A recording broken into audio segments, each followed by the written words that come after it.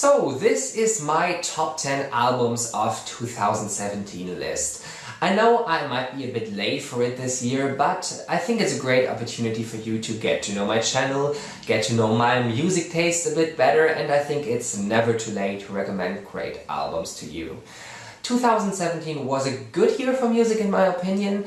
There were a lot of great records, but I think the strongest records this year weren't as good as in some other years this decade, but still this top 10 I think has a great variety, and you might get to know some albums that you haven't heard before. Let's start this. My number 10 is Ziel and Ardor with Devil is Fine. Ziel and Ardor is a project from Switzerland, and it combines black metal and gospel. Imagine the early United States where the slaves managed to free themselves from their masters by worshipping the cult of Satan. Sounds like a strange mixture, but unexpectedly it works and creates one of the most interesting experimental metal albums of the year. This is very creative, this is also very catchy, and you should check this out if you cannot believe it. My number 9 is Converge with The Dusk in Us. Converge are pioneers of the metalcore scene, and they come up with a brutal assault of an album here. But the little progressive details and the longer, more slowly paced out songs are the things that make this interesting for me. Make no mistake, this is almost all the time a brutal, a heavy album, but it's very refreshing for heavy music because there are some elements of ambience, there are some elements of haunting sounds, and also some elements of post-hardcore in this, which make this album a lot easier to digest than other albums by Converge, but not the less heavy. My number 8 is Rosalía with Los Angeles. It was a good year for Spanish music in my opinion, especially for Flamenco Nuevo. There was a great album called Para Quienes Aún Viven by Exquierda, which combined post-rock and flamenco, but this is more like a Spanish version of free folk. There is a Bonnie Prince Billy cover on this, and even the other songs sound a bit like him. But this is very standalone. This is a haunting mix of great vocals and brilliantly played guitar. There is not much more on this, guitar and vocals, but this is so entertaining. This is so overwhelmingly emotional in parts that it makes up for a great album to introduce yourself into flamenco. My number 7 is Code Orange with Forever. Forever is really a haunted house of a metalcore album, and although they are in a similar style, I think they even surpassed Converge with this. It's creepy, brutal, yet very accessible because of its sonic variety. It's the industrial edge that makes this so interesting for me. It's like if Nine Inch Nails played a metalcore album, and I think this is the most interesting extreme metal album of the year. My number 6 is Ketka with Ich vs. Wir. Ketka is a band from Hamburg, and they delivered a very strong German indie rock album with this.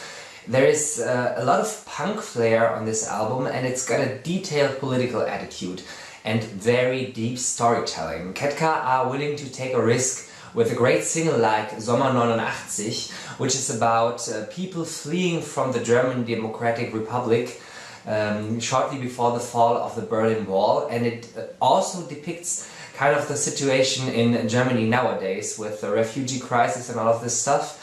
And that's a thread that goes through all the album, and it is a very good detailed depiction of the political situation in Germany nowadays, and that's what music in Germany needs, I think.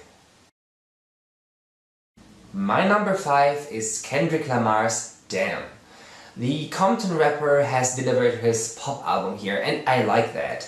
Kendrick is the rapper of this time, and I think there is no doubt about that.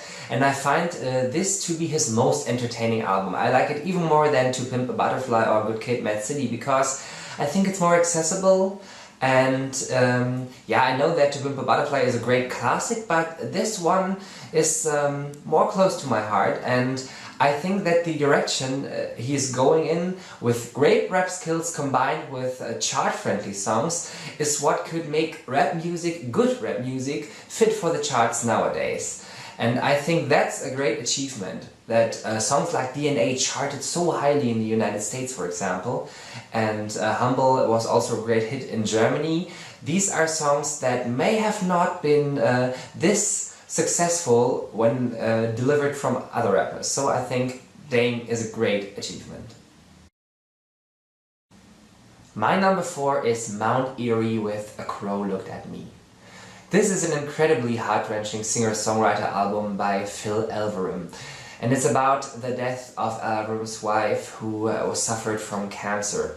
You might ask, why even rate this? Why even put it on a list like this? And I think you can do that, because this album works a bit similar to other albums such as Benji by Sun Kil Moon or Carrion Lull by Sufjan Stevens. Phil Elverum even said that Benji was a big influence for him, and it tells a personal story in a very detailed way, and ultimately this album works like good literature. It lets you feel the emotions of this suffering, suffering that makes a family go apart, and I think that it works so well, and it's so depressing, but it ultimately goes beyond music. So A Crow Looked at Me is one of the most intense albums you will ever hear in your life. My number 3 is Body Count with Bloodlust. This is even more political than Cat Car's album I was talking earlier about, and it's one of the best politically charged albums in a long time. Nowadays the world of music needs something like Body Count's raw energy maybe more than ever. It's their heaviest record to date, but the arguments that come through here are very detailed, are very clearly coming through, and not as flat as you might think. There are a lot of metal guest stars on this album, like Dave Mustaine and Max Cavalera, but it doesn't go too much into deep metal territory, although staying very heavy. So I think Body Count's Bloodlust is their best album to date. It's a great kind of comeback record, and it's just arrived at the right time. My number 2 is Lorde with Melodrama. This is a fabulous young pop album by the singer from New Zealand. It reflects the trials and tribulations of her generation, which is also kind of my generation, better than most likely any other album this decade. The ballads are the best songs in my opinion, especially Liability and Rider in the Dark are so beautiful. They are so poetic and make this one of the best pop albums of the decade. This was my number 1 for a long time, and I still think that it's just an outstanding experience. My album of the year is Kieran J. Callinan's Bravado. Let's end this list with something really crazy. Kieran J. Callinan is a singer from Australia, and on his sophomore record Bravado, the hits are massive and the humor is gross and fantastic. It's even very, very tasteless at times. The Eurodance influences are all over the place in songs like My Moment or Big Enough. And you need to know Big Enough. If you haven't seen the video to this song yet, it's generated such a big internet meme that you have to check it out.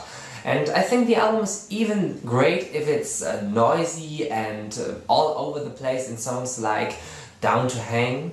And what makes this album even greater is that there are mellow pop songs on this, like Living Each Day or the brilliant title track. It's such a good pop song.